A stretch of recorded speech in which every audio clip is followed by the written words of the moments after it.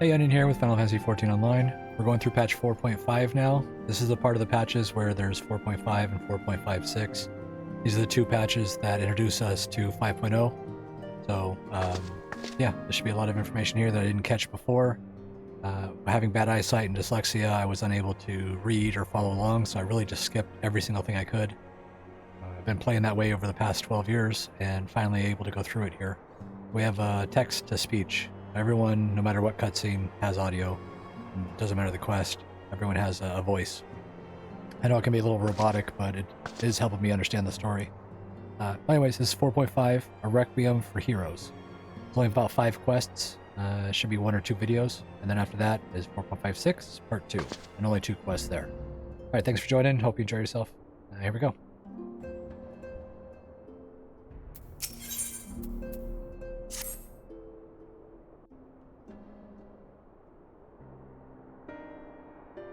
I'm glad you've come, though I'm afraid there's little in the way of good news. After you left, we reached out to both the Alchemists Guild and Stillglade Fane and attempted all manner of treatments.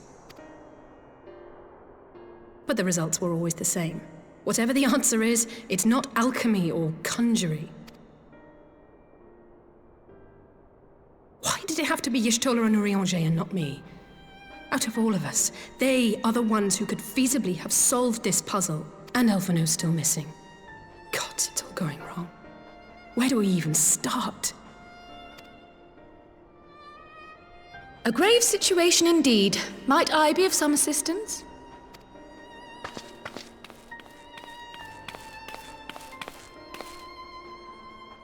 Cryle! I did not think you well enough to travel. When word reached me of the plight of our friends, I could not well stay away. As a fellow Scion, not to mention your erstwhile mentor, this is one of those times you should feel free to call on me, regardless of my personal circumstances. Yes, I should have thought of that. Thank you for coming, Cryle. We would welcome your insight. And I should be happy to provide it. Now, what's this I hear about Alphinaud heading into Imperial territory?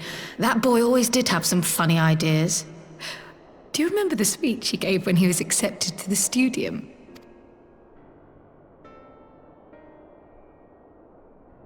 My life's goal is naught less than the salvation of this star.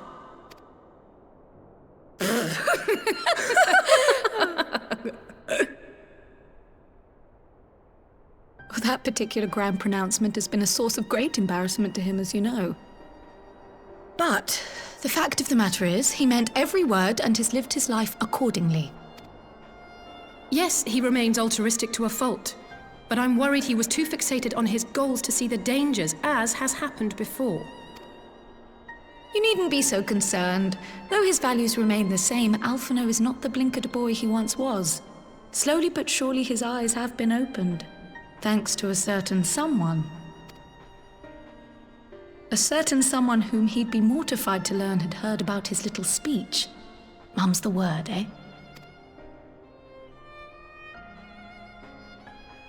Right, I'd better have a look at our patients. They're in the infirmary, I assume.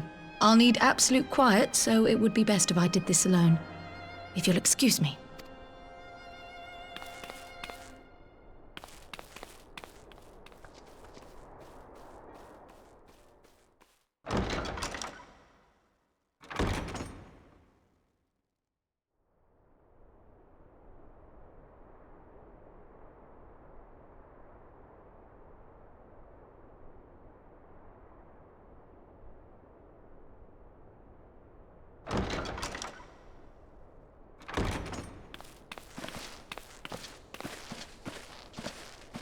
All 3 are in fine physical health.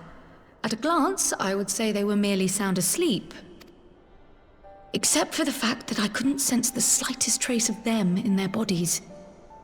It's as if their souls have taken leave of their physical forms. Ah, yes. The Elder Seedseer made a similar observation. I've read the report. When you heard this mysterious voice, you described feeling as if you were somewhere else, yes? If we assume the ether which comprises your essence is being drawn to some other place, then it may be possible to follow the trail it leaves behind, just as we did in our search for Thancred. I wasn't around for that, but I can't imagine it was easy. Oh, it wasn't. But that's no reason not to try. I will have need of Master Matoya's crystal eye if I'm even to make the attempt. So I suggest we pay her a visit.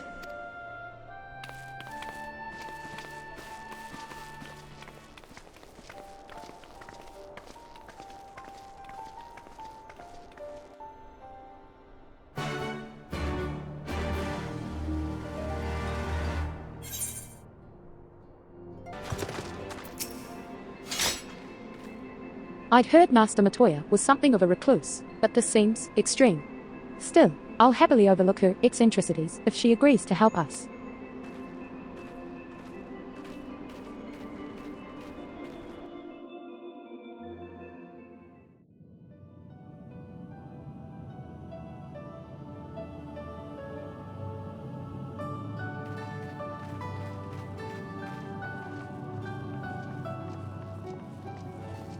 Come to disturb my peace again, have you?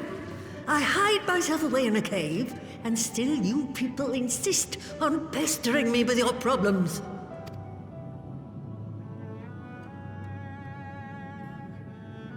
Oh, I mistook you for young what's-his-name, but I see now you're the sister. Weren't you supposed to be the lively one? I've seen happier faces at a rain-sodden burial. Well, I'm sorry to dash your expectations, but the situation isn't exactly conducive to gaiety. Ha! That's more like it. Y'shtola used to spit and hiss like a wildcat too. Better for a young thing like you to be filled with fire and leave the doom and gloom to your elders. Now, what exactly does this tragic situation of yours have to do with me? If I may, Master Matoya, we have need of your crystal eye once more.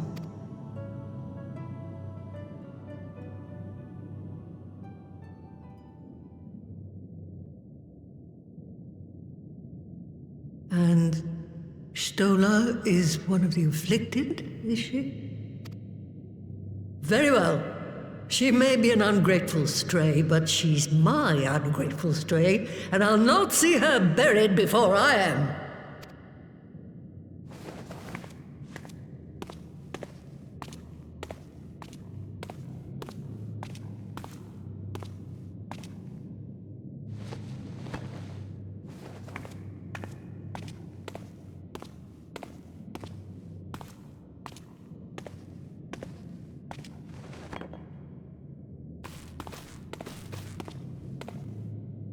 Right, let us see what we can see. I'll begin from where our friends first fell, and cast my senses out from there.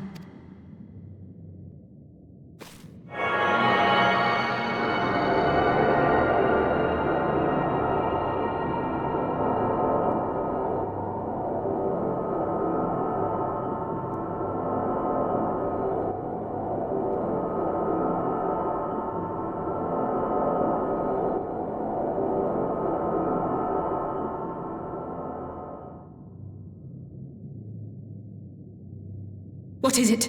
Did you find them? This doesn't make sense. How is it even possible? How is what possible? Kryl, what did you see? The threads, they just ended. And no, I didn't lose track of them. I followed them as far as they went. It's as if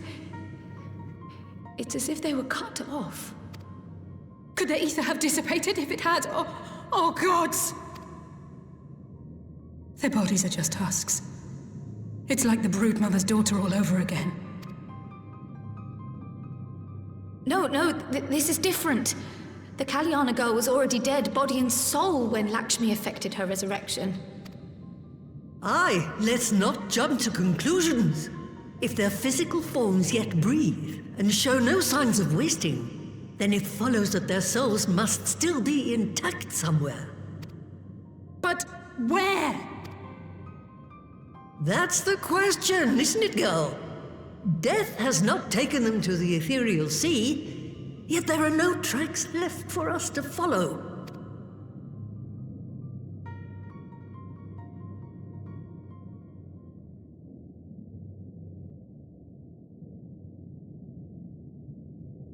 We're no closer to an answer than when we started. But knowing their souls are still out there is progress of a sort. We just have to keep looking. Pray, excuse me a moment. Yes? I remember, but... That was Lise! Apparently, a group of Populares have defected to Ala Mhigo, and Maxima, the envoy Alphinaud left with, is one of them. I'm sorry. I realize we've barely begun here, but... Go, child, go! You've made up your mind, and life's too short for dithering. I'll do some digging in the meantime and see if there isn't some other method we could use to continue the search. Let's be off then.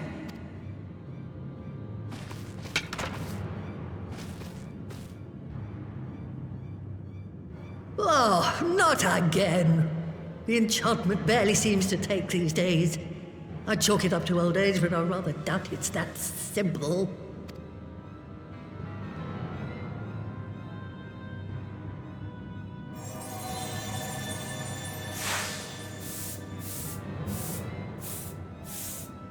Before they took ill, Y'shtola and Urianger were sharing notes on a thinning of the ether.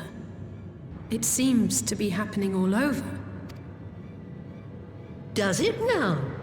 And here I was, all set to blame my woes on that creaking mountain of refuse clogging up the Thaliac. I fear something has gone awry. Still, there's naught to be gained from starting in shadows. You can only do what can be done, and that but one thing at a time.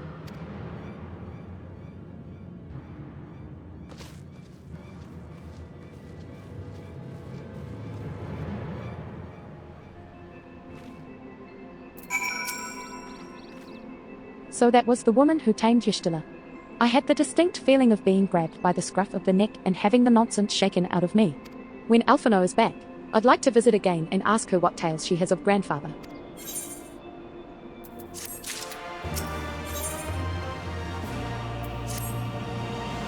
I almost can't bear to hear what Maxima has to tell us. But it can't be bad news, can it? Lise would have said. Unless, there's no point speculating. Lise said she'd notified the guards of our coming, so we should head straight to the palace gate in the Ala Mhigo quarter. I'll be praying for good news. Learn what you can about Scions Plight, and leave the search for our friends' lost souls to me.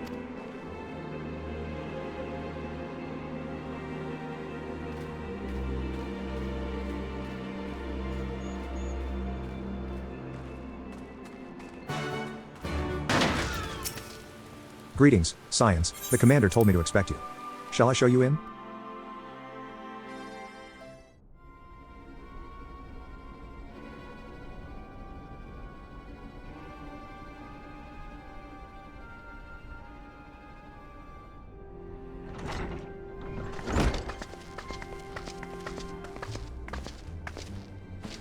I'm sorry to drag you halfway across the realm, but when Maxima mentioned Alphinaud, I thought you'd want to hear the news in person.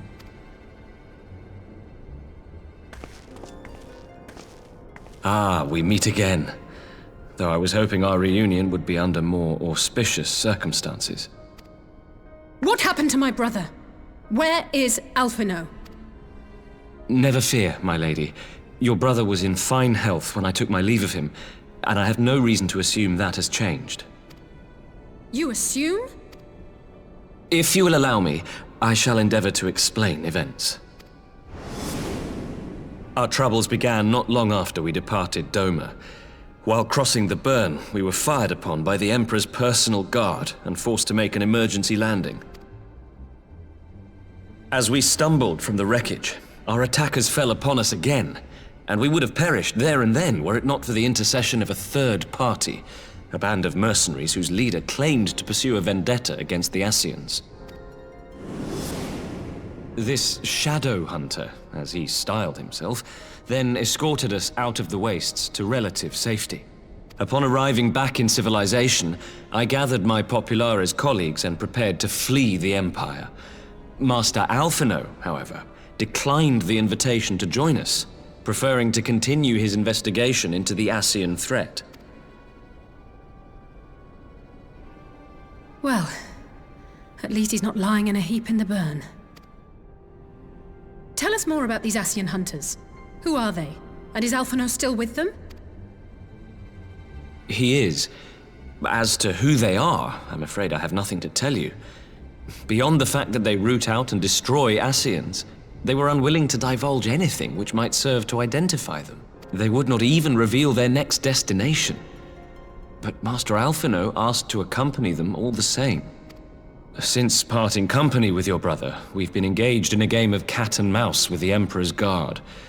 We made our way through province after province, finding the army busy restoring order wherever we went, until we finally arrived here in Ala Mhigo. I cannot thank Commander Aldin enough for giving us such an unexpectedly warm welcome. Aldin enough for giving us such an unexpectedly warm welcome. I'm not inclined to turn away refugees, no matter which land they call home. And if they can tell me how things lie in Garlemald, all the better. On that subject, there is much I would tell you. During the course of our journey, we heard tales that an entire rebel army had been slaughtered in the space of a single night. It would seem my former comrades grew tired of putting down uprisings in the conventional manner, and chose instead to bring a formidable new weapon to bear. Details were sparse, but the rumor alone was enough to dampen the flames of rebellion. I have also heard reports that several companies have withdrawn from their designated provinces and begun marching westward. It is my assessment that the Empire's forces are mobilizing for a large-scale military engagement. Westward? You mean they're getting ready to invade Ala Mhigo? We knew this was coming, but not that it would be so soon. We've barely even begun to shore up our defenses. They won't stop an invading army. No, they won't.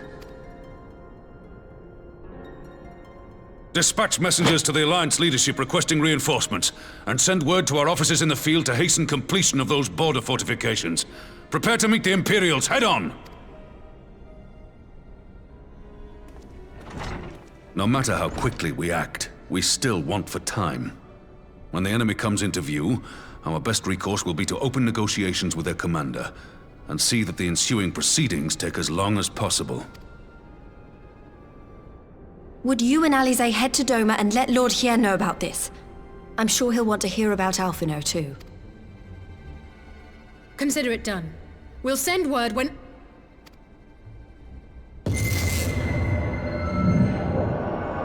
Untold sorrow must be changed. Ahead looms a calamity. Eon become instant. Throw wide the gates.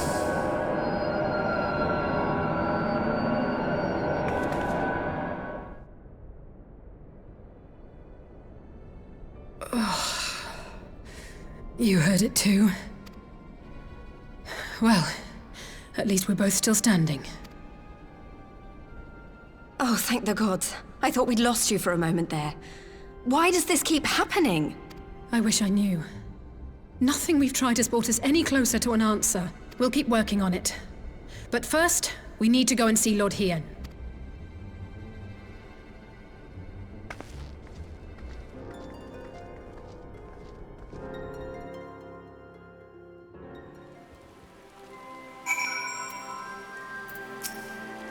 So, Alphinaud is safe, for the present at least. Now all we need to worry about is a full-scale Imperial invasion. I'm actually glad Les tasked us with visiting Lord Hien. Better to be dashing from place to place than sitting around stewing over things we can't change. To the Enclave. I see you have tidings for Lord Hien. May I show you in?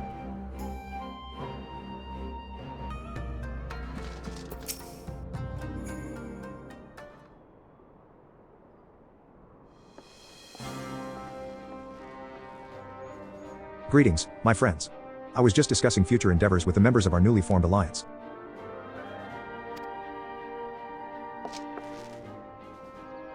The Kojin and the Confederacy you already know, and it was your own strength of arms that won us the cooperation of the steppe tribes. We have also been joined by our neighbors from Naxia, and the indomitable citizens of Dalmasca, though the scattered nature of the latter's resistance will somewhat delay their official induction. These proud peoples have united under a single purpose, to stand against the tyranny of the Garlean Empire. I am glad to see your alliance is coming together so swiftly. As things stand, I fear we shall soon have need of your strength.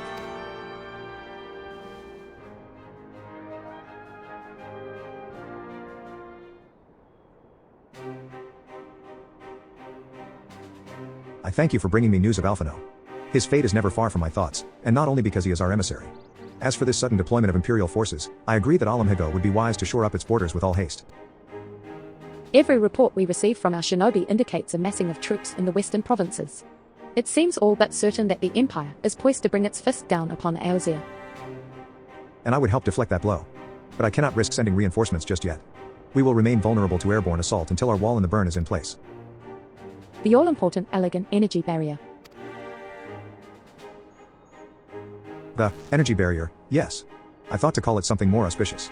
A name drawn from the four lords of legend, perhaps, Sirius Aegis or some such. Well, just a thought. The Ironworks engineers report that they have finished calibrating the generators and are ready to proceed to the testing stage. Have you time to attend the first test? You've seen the field which protected Ozislav firsthand, and I would be interested to hear how you think ours compares.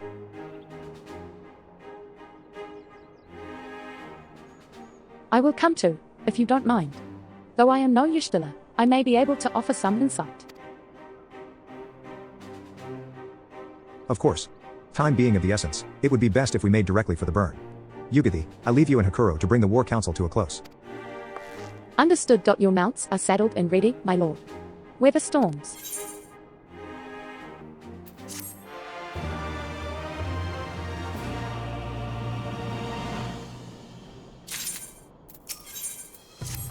We will cross the burn by Y'shtola and Falcon, as before. Join me at the overlook near the House of the Fierce.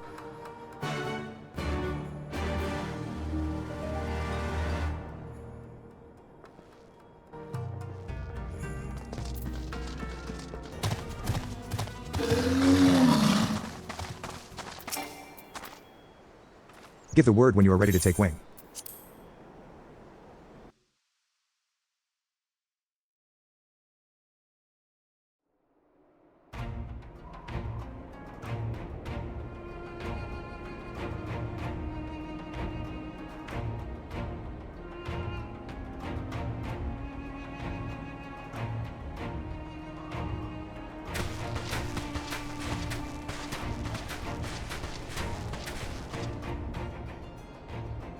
It seems the engineers have matters well in hand. Should the barrier work as we intend, Doma will be free to reinforce her allies in Ala Mhigo without fear of weakening her own borders. Honored friends, the time has come to put your hard work to the test. Start the generator.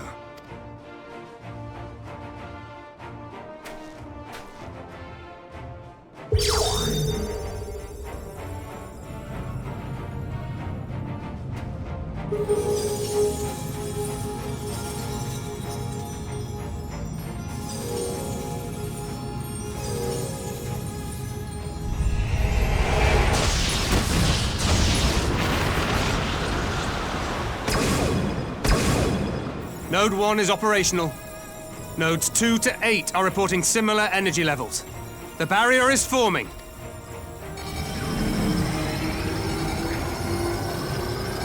$1,000 yards, 2,000, 3,000. Expansion remains smooth. No fluctuations detected.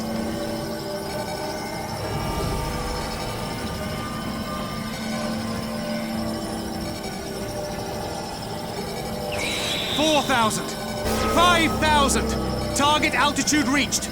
The barrier is holding steady at 5,000 yards! We've done it!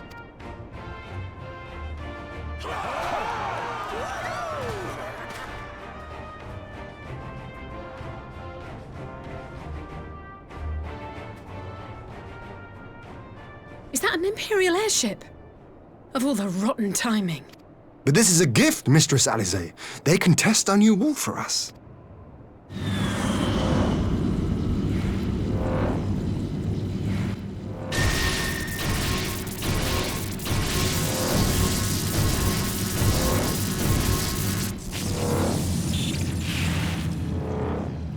Seems solid enough, though I was hoping for a fireball.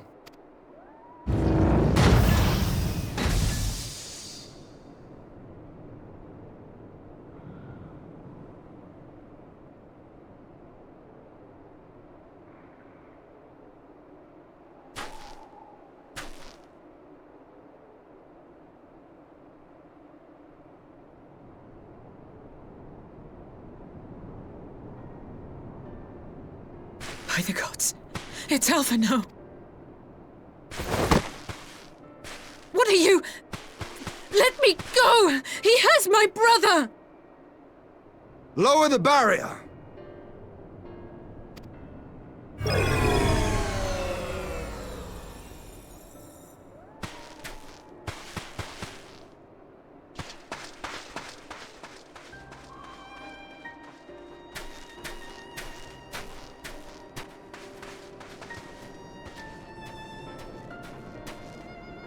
Be at ease, girl.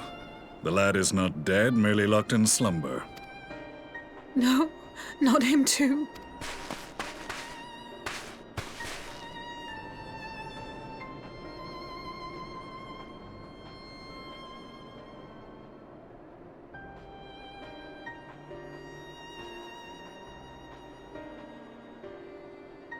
We could identify no cause and found no remedy. Thus I sought to return him to Doma, and into the arms of Lord Hien himself, it would seem. It is a day for fated reunions. Would you not agree, adventurer? Or should I address you as the Warrior of Light?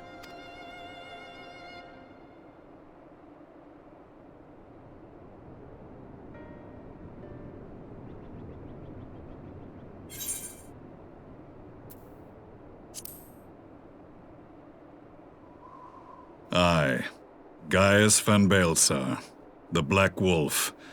That was the title I was given, one I have long since relinquished. Stand down. The legatus of the 14th Imperial Legion died in Castrum Meridianum. I am no more than Gaius Baelsar, a man without rank or allegiance. Impossible! There's no way you could have survived! Do you remember how it unfolded? How I was deceived by La Habrea?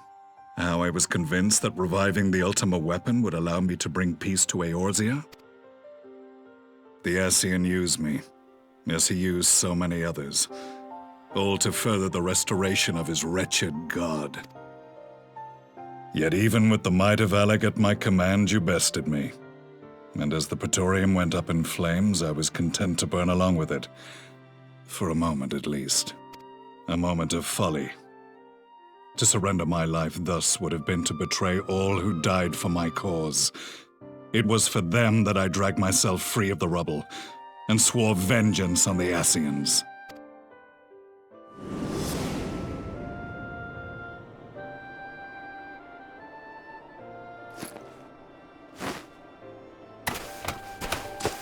The Black Wolf has shed his pelt, never to return to Garlemald or her legions. I live now only to exact revenge.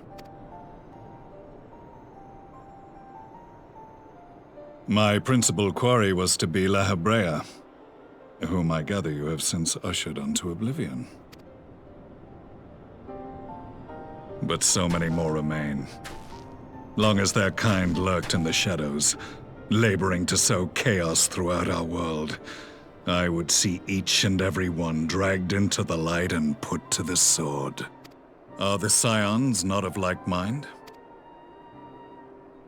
In this single respect, perhaps. Then I shall continue the partnership the boy began, and share what intelligence I have acquired. Among the Ascians, the black-masked ilk are subordinate to those who wear red. This you already know. Yet among the red there exists a hierarchy. Those set adrift with the shards clearly stand below those still joined to the source. Nabriales, who once dared to intrude upon the Rising Stones, belonged to the former group, and while he was indeed a dangerous foe, his powers were inconsequential next to the paragons of the Source. The first was La Hebrea, who plagues us no more. There is also the white-robed Elidibus, and the elusive Emmet Selk, about whom little is known. We have files on La Hebrea and Elidibus, but I believe this Emmet Selk is new to us? As I assume my brother told you, we have evidence to suggest that an Ascian now walks in the body of the Crown Prince. Have you identified this interloper? Elidibus seems the most likely culprit. As emissary, it is his role to maintain the equilibrium between darkness and light. Your many deeds in Hydaelyn's name have upset the balance, and I believe he seeks to restore it by throwing his considerable power behind the Empire. As a leader of the Ascians, he is one of our primary targets. It was on the trail of this very prey that the boy and I came across the scene of a failed uprising. In the absence of a single Garlean casualty, we inspected the bodies of the rebels, and the lack of any external injury drew my immediate attention. They had been slain by Black Rose, an alchemical invention of the Imperial Army. When I yet served as legatus, I ordered its production halted, and all stockpiles destroyed. Toxic gas is not a tool of conquest, but of extermination. Toxic gas? This must be the new weapon Maxima warned us about. Something deadly enough to sweep away all resistance in a matter of hours. Gods. You don't think they're planning to use this in Ala Mhigo, do you? Put your fears to rest. We infiltrated the production facility and destroyed all existing stores of the chemical along with the plant itself. Even should they rebuild the operation, they will not soon manufacture another batch. Regardless, I would draw your attention to a directive we discovered in the plant's records. The document was marked with a recent date and authorized with the signature of one Zeno Galvas.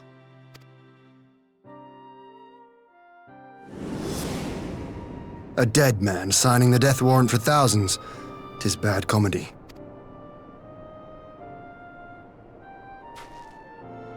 But the tale does not end there. Within that same facility was a chamber filled with devices of Allagan design. Cloning technology, we realized. And what should we find in each and every incubator? But a young Emperor Solus.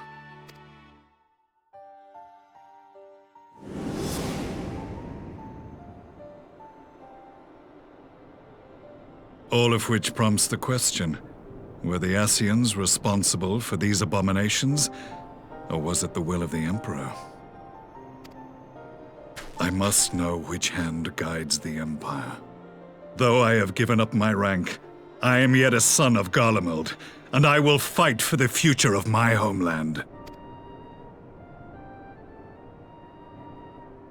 It is time I return to the hunting of shadows. We should focus on our common foe.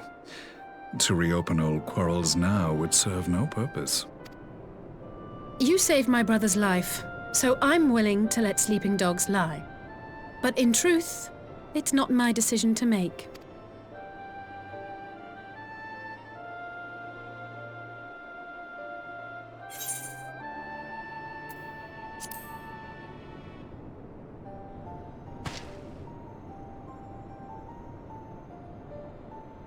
There was a time when I scorned those who placed their faith in false gods, even as I, in my blinkered conviction, place mine in Ascian promises. Unlike yours, my strength of will and my restraint was found wanting. We shall meet again, warrior of light.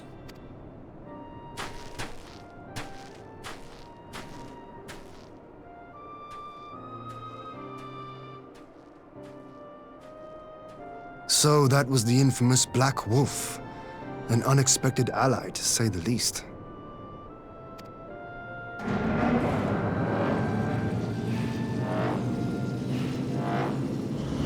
Well, I am content to leave the fine-tuning of the barrier to cleverer minds.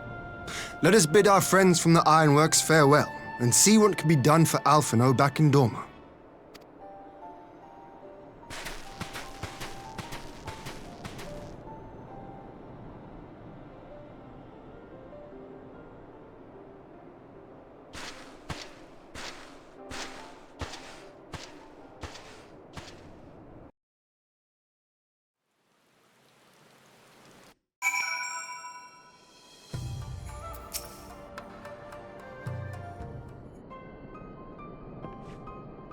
Alphinaud is safely ensconced in a private chamber. My finest healer is examining him as we speak.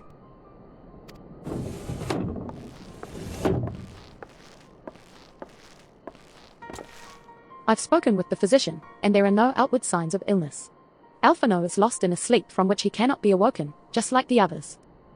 It seems that even the lands of the Empire were not far enough away to escape that cursed voice. I share your frustration, Alize, I do, but Alphinaud is returned to us alive and otherwise unharmed.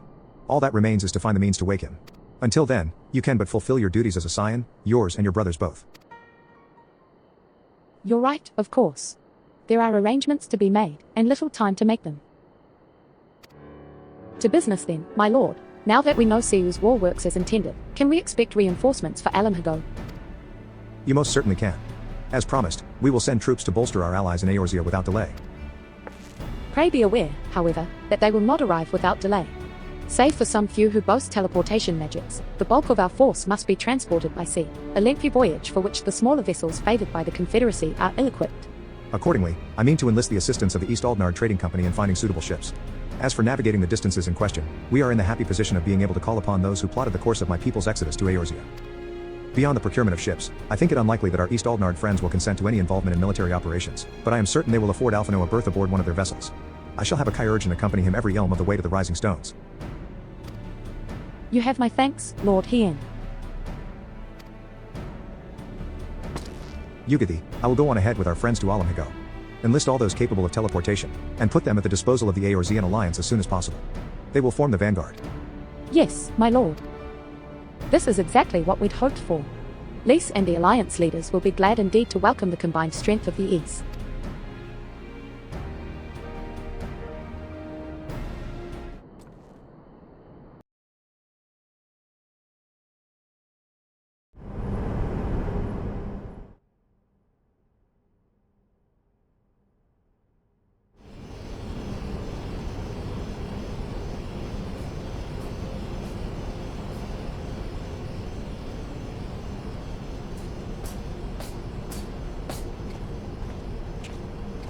Our supplies of Black Rose have been ruined, but the new plant is already under construction. We should have the first batch ready in time for the offensive, Your Radiance.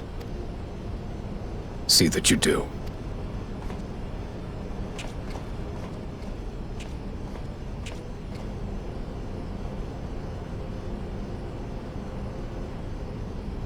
Ah, yes, the infamous Black Rose. If I recall correctly, Gaius did not much care for the invention.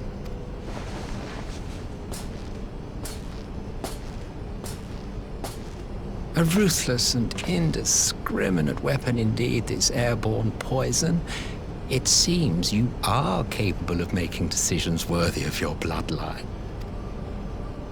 With no gift for sorcery, we Garleans must look to Magitech to even the odds. If it spares the needless deaths of our soldiers and serves the cause of this empire, there is no method I would not employ. How very noble of you. Truly, though, I must commend you for embracing your role as Emperor. You play the part of the determined ruler well. Sometimes even I catch myself believing.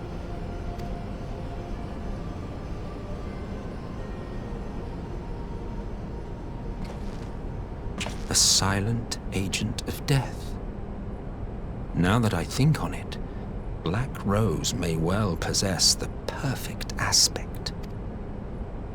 Slowly but surely, The deluge of light has worked upon the ether here in the source, and the gas should be most susceptible to its influence. Well, I shall leave you to your own devices. Go forth and bloody the land with your grand and glorious war.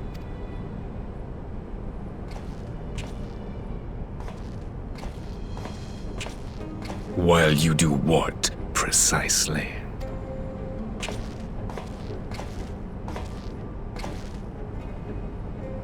Need you ask? I will be doing what all Ascians do. I am well aware that your kind exists only to usher in the next calamity. But you seem oblivious to the harm your singular agenda causes to the Empire. You cannot have forgotten the events which followed your mortal demise.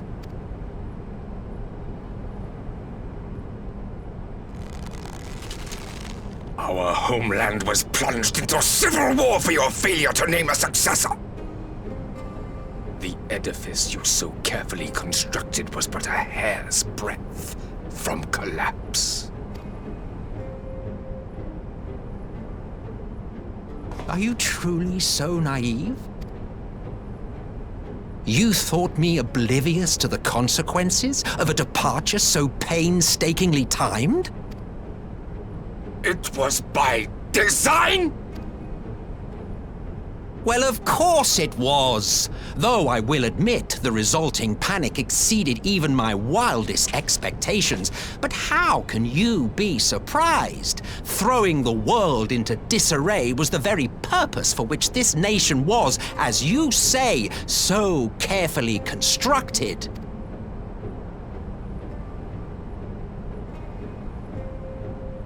Now, if you have no further questions, I must be on my way. Since we may not meet again in this lifetime, it would be remiss of me not to offer a word or two of gratitude. I really must thank you for this surplus of vessels. I can mold any host into my own image, but having bodies tailor-made for me in this fashion is so much less tiresome. You dabbled in Allagan cloning techniques, yes? It certainly is a compelling, not to mention entertaining, field of research.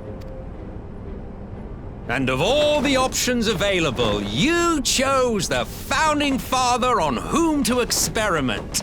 You have a twisted streak to you, Varus, like grandsire, like grandson, hey? If events play out as planned, this will become something of a family enterprise. You will be the capstone of this world, I the anchor and shard, and together we will give the lie to this star's fraudulent existence.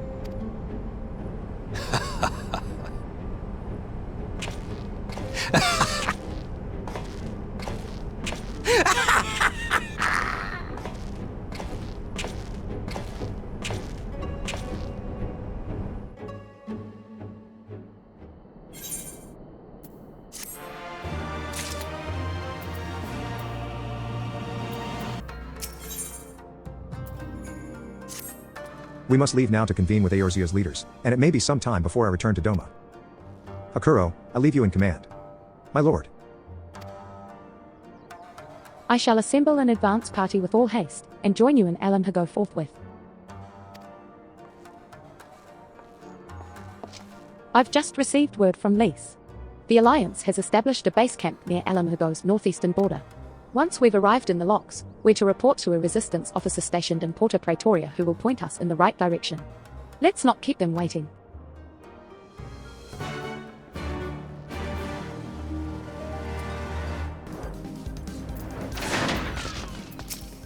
Ah, you must be the Scion party I was told to look out for. If you'll follow me, I'll take you directly to Alliance headquarters.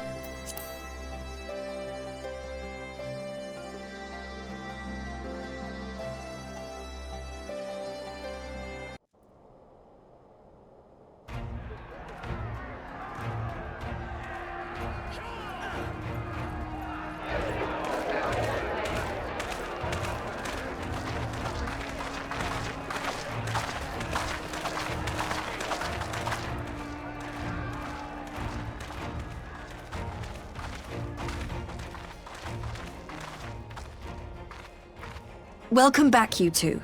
Greetings, Lord Hien. Glad you could join us. Glad to be here. I would have come sooner, were our own defense is not in question, but I am pleased to report that our soldiers are assembling for deployment to Ala Mhigo as we speak. We're grateful for your support. Thanks to the efforts of our allies, it won't be long before we've established defensive positions on this front as well.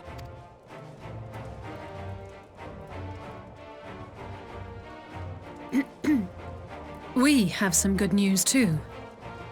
Alphinaud has come back to us. As for the bad news,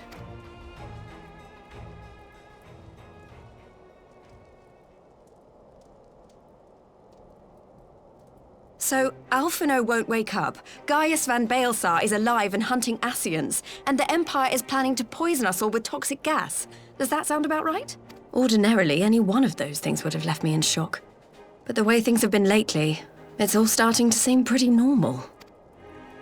Getting back to your report, are we sure this Black Rose is the weapon Maxima was talking about?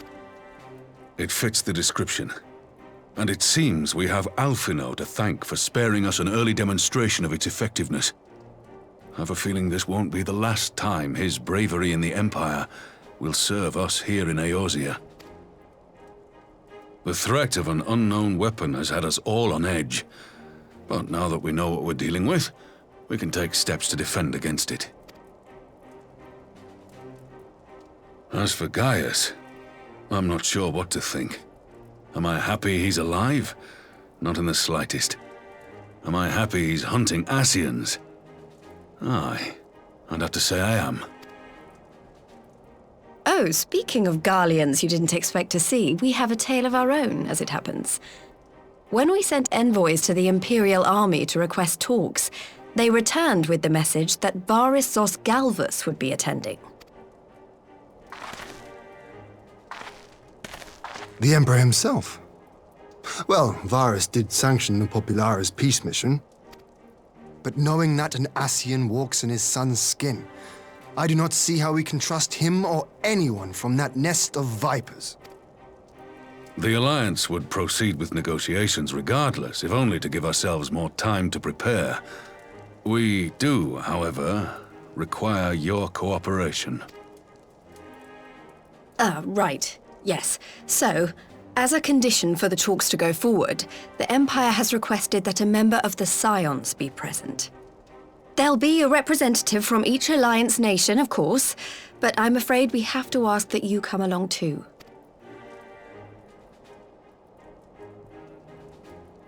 God, Lise, you know how much I hate politics. But then, what choice do I have? Alphinaud and the others aren't going to do it. Very well. I shall attend as the Scions representative. In case you're wondering why I didn't ask you, the Empire also requested the presence of Eorzea's champion.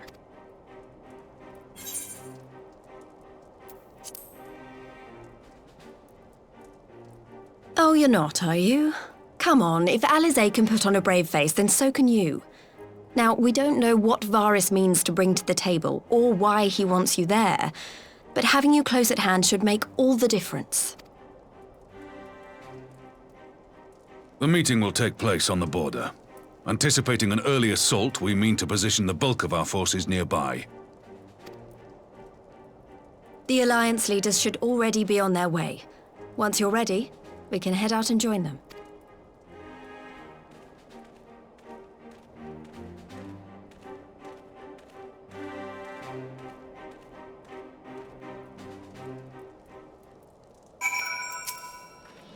Well, I don't suppose it's polite to keep an emperor waiting too long.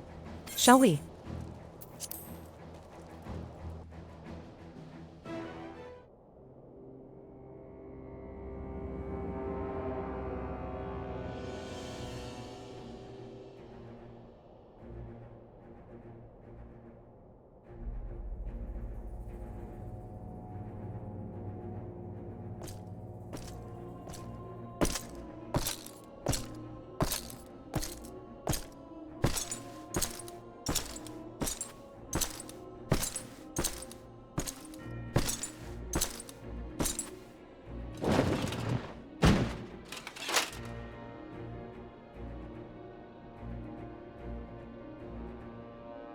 esteemed representatives of the Eorzean Alliance. On behalf of the Gallian Empire, I thank you for inviting me here today. As this parley was convened at your request, I invite you to speak first. Very well, Your Radiance. I, Nanimo Ulnamo, 17th in the line of Ul, should be pleased to oblige you. As recent events in Ala Mhigo and Doma have made plain, the subjugation and exploitation of neighboring nations is not a sustainable policy. Should this day end in war, you may very well defeat us, but you will never extinguish the people's desire for freedom. Though it may not be in our lifetime, there will be another revolution, another war, and the cycle will continue. Doma has entered into a concord with the nations of Eorzea, a partnership wherein we recognize one another as equals. Garlemald could be afforded similar treatment. You need only set aside your ambitions and join us in paving a path towards peace.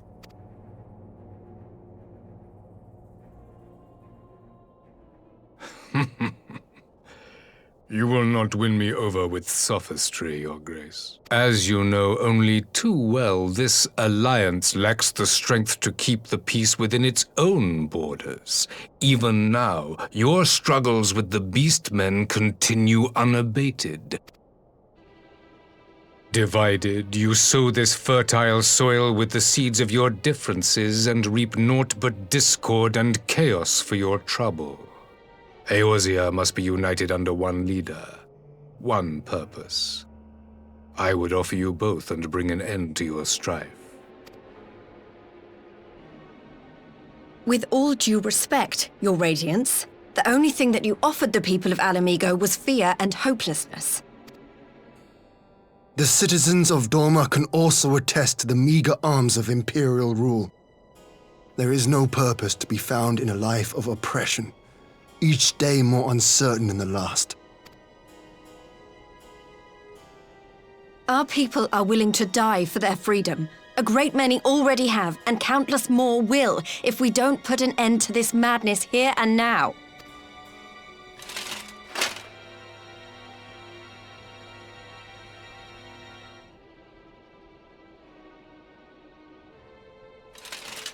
We brought order and stability to your lives.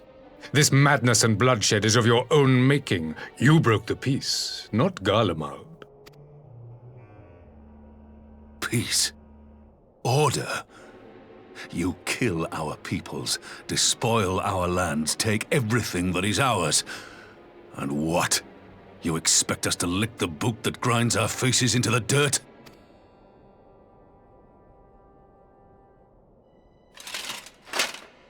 I expect you to weigh the costs, to recognize that countless lives have been lost on both sides in pursuit of a greater good, and to not squander all we have achieved in a fit of petulance.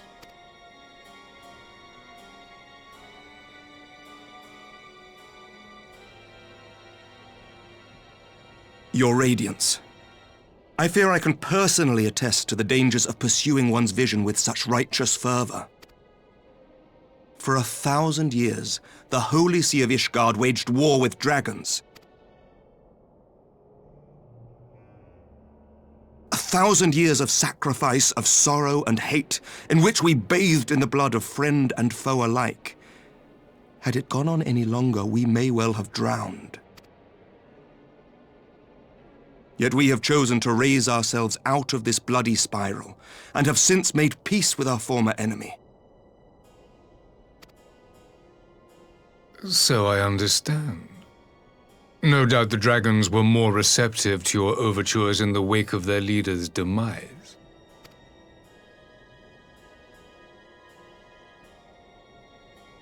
You speak of peace, yet use war to achieve it. Your father would not have bothered to obscure his intent with honeyed words.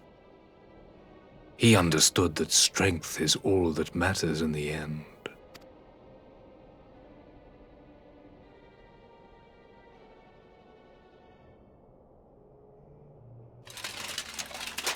Without his clarity of vision, I can but wonder what will become of Ishgard and her people.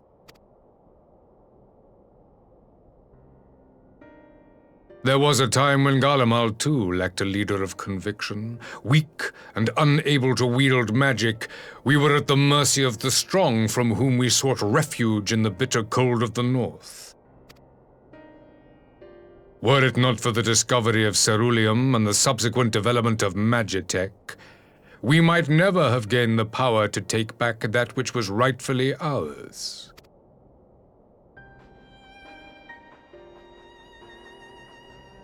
You speak as if your people were the first to have been driven from their homes. Limsa Lominsa was built by wayward souls in search of a place to call their own. On the shores of Vilbrand we found it, and from those humble beginnings did we grow and flourish. And all without robbing our neighbors of their liberty.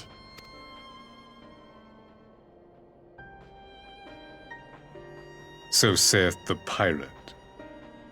Am I to believe that you simply asked the kobolds to yield up their lands and that they were happy to oblige you? That you did not drive them out like rats in the hold of one of the many ships seized by your privateers?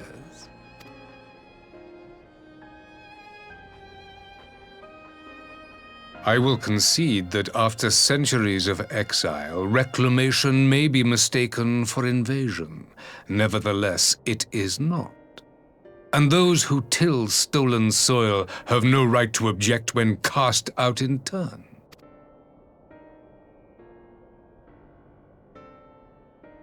Your uncompromising nature rivals that of the Ixal. They too lament circumstances which they themselves perpetuate. Were they but to embrace peace, we would welcome them with open arms. Indeed, some few have done just that, and now receive of the 12's Wood's bounty. Would that your people might learn from their example.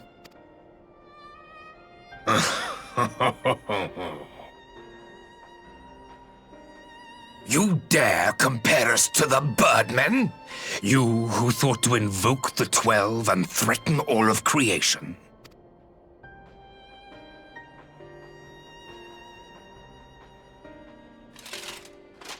I came here in the hope of finding some speck of common ground, but I see now these discussions will accomplish nothing. Despite what you people may believe, I am not wont to choose the sword over the olive branch. 'Tis but a pity men are loath to accept one without first being shown the other.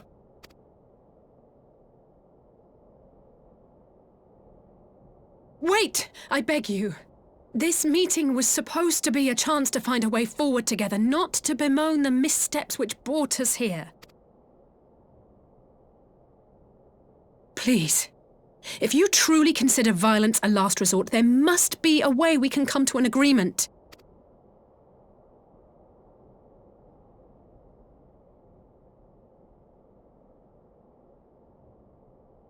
As Mistress Alisaie says, we did not come here to bicker over the past, but to discuss how we might strive towards a brighter future.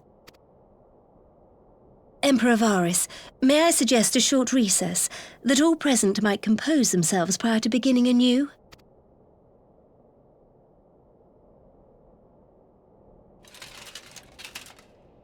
Very well. I pray this intermission will suffice to move these talks in a more constructive direction.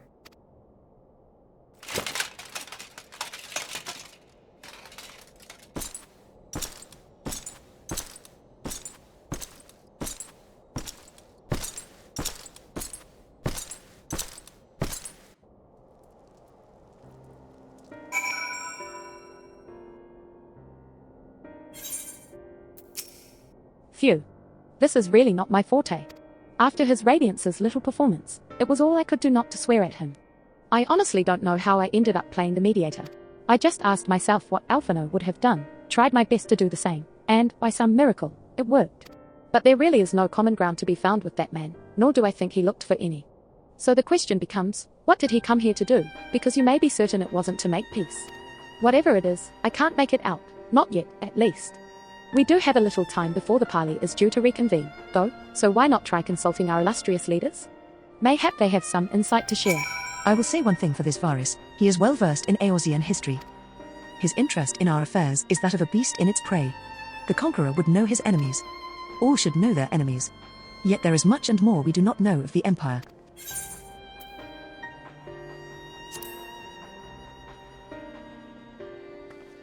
Ha! You would have me ask the Emperor himself?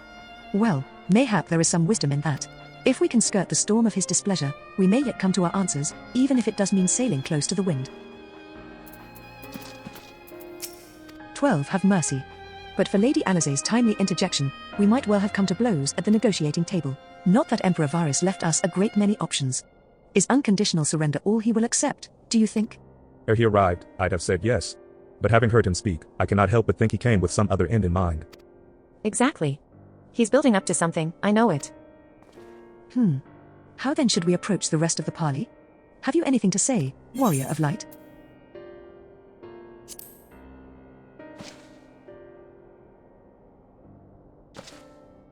You believe he is more apt to reveal the truth if we put him at his ease? Mayhap you are right. Thank you, Onion. Whatever rebuttal I had in mind was lost when Varus mentioned my father. The man is certainly skilled at keeping his opponents off balance. This parley was never like to bring peace, but I had hoped to learn something of Emperor Varus' relationship with the Ascians, as had we all. Yet if he is in league with them, he is not like to volunteer the fact, and if he is not, how much weaker would his position seem for their presence? If we are to broach that particular subject, we will need to be subtle. Would that I knew more of the man. If you would indulge me, Lord Hien, you received an imperial education, did you not? Is it true that the Emperor's will is considered absolute? There is no higher authority in all of Garlemald, nor else in the heavens. Come to that. Veneration of the gods is forbidden, the only worship permitted being that of his radiance's own person.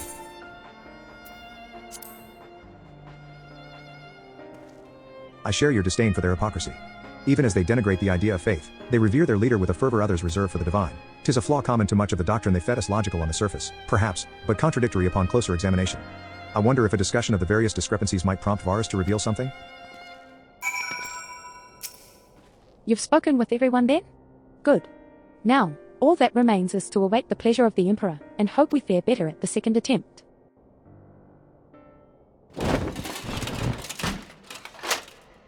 Now then, who would have the floor? Before we resume, I wish to offer you an apology.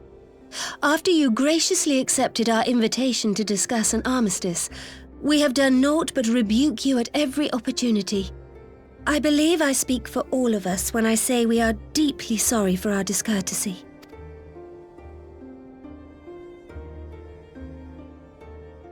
I'll admit your familiarity with our affairs surprised me, and served to remind me how little I know of yours. I think all here can understand the desire to reclaim one's homeland. But why expand further? That is my question. If I may, the answer can be found in the imperial doctrine they took great pains to impart to my people. Recognizing the threat icons pose to the world, Solus Zos Galvus decreed that they were to be eradicated. To this end, he began a campaign to unite all lands under the Garlean banner. Or so we were taught. Yet the Emperor only reached the burn, the barren said to have been laid waste by icons, after conquering all the lands that lay between. What is more, I am quite certain the practice of summoning was not nearly so widespread in the days before the Empire's founding. When you put it like that, it all starts to sound like an excuse, doesn't it? But to distract from what? Why are you really waging this war?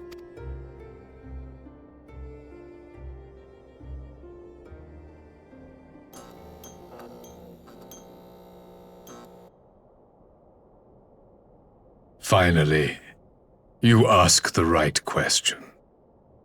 I can but hope you heed mine answer and at last accept the righteousness of our cause. My goal is this: to return the world to the way it once was, the way it was always meant to be. In doing so, mankind will be made whole once more.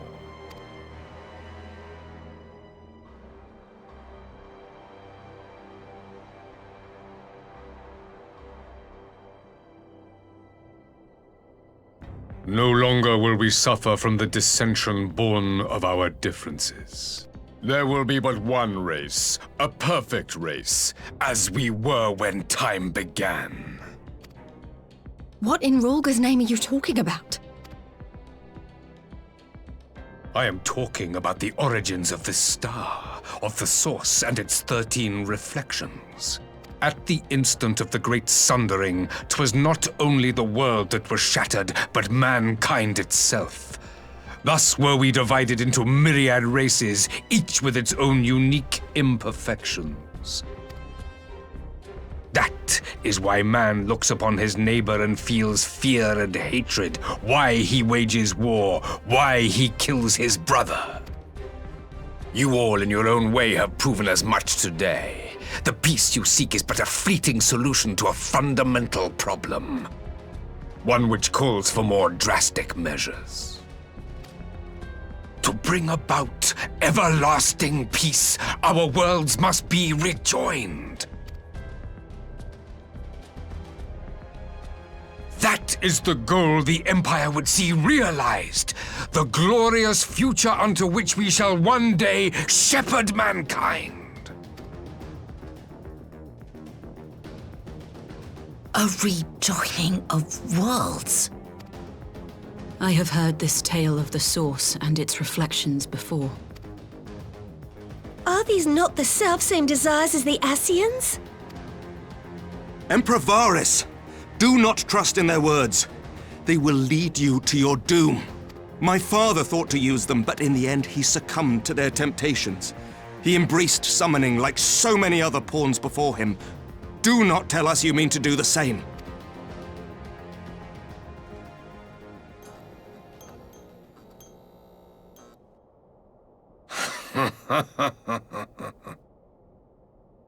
To be a pawn, free from the burden of choice, would be a blessing.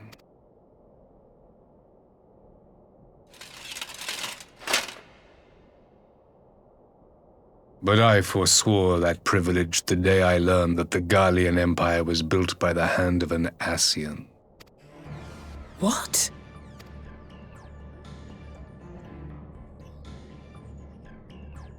Yes. My grandsire, the former emperor, is of their number. And who better to build an empire capable of bringing about the calamitous change we desire? Would you condemn me for this alliance, for bowing to the will of these shadowy masters, when the prize is true and lasting peace?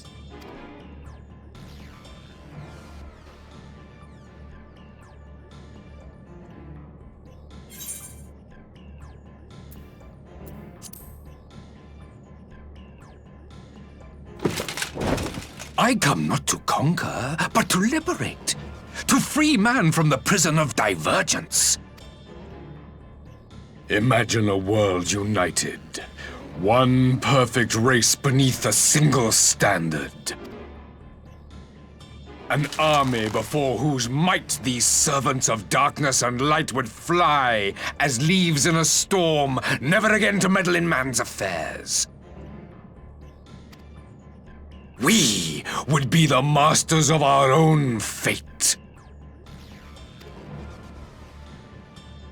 I bid you join me, not as subjects of Garlemald, but of a new nation. And together we shall win freedom for ourselves and generations yet unborn.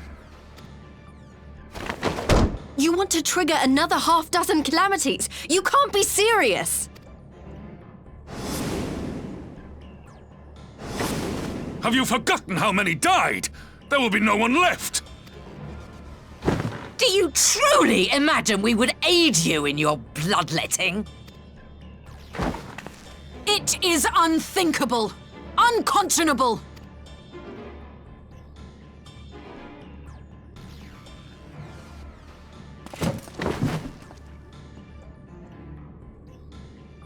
And what is the alternative? To be as cattle waiting for slaughter? I would have us work together, that we might take fate into our own hands!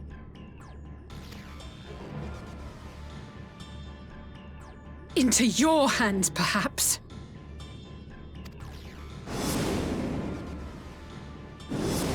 But what of the other worlds, your radiance? With every calamity, you obliterate a star and every soul that dwells on it.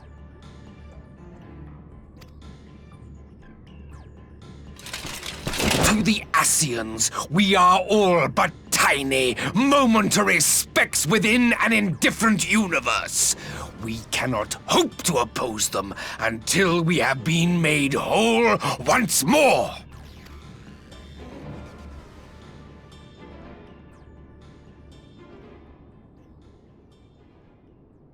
Are these truly the words of Garlemald's ruler?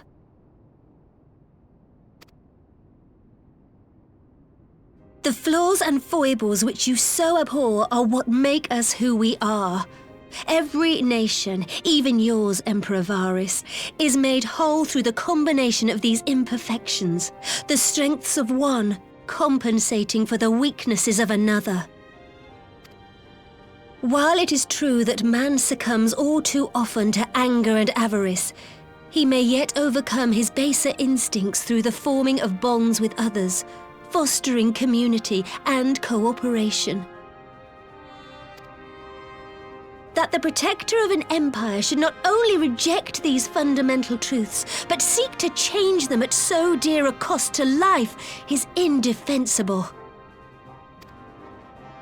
Such a man is not fit to govern.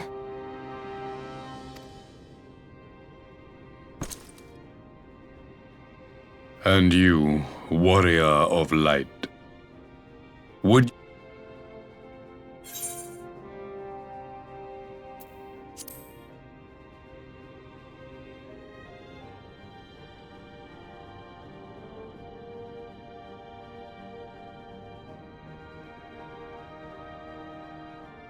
It would seem the Alliance is of one mind on this matter.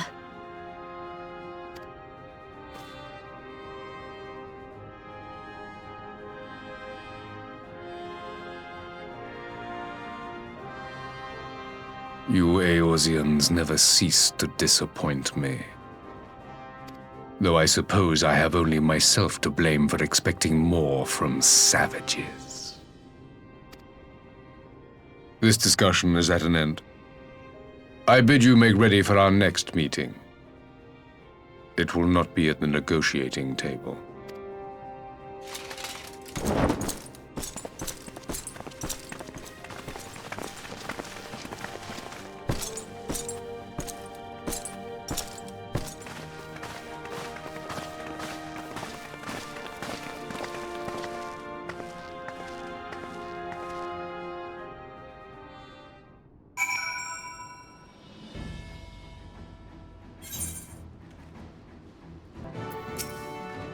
I came back to find Doma's advance party ready and waiting for battle. So, as worrying as our little chat with the Emperor was, it did buy enough time for at least some of our allies to arrive.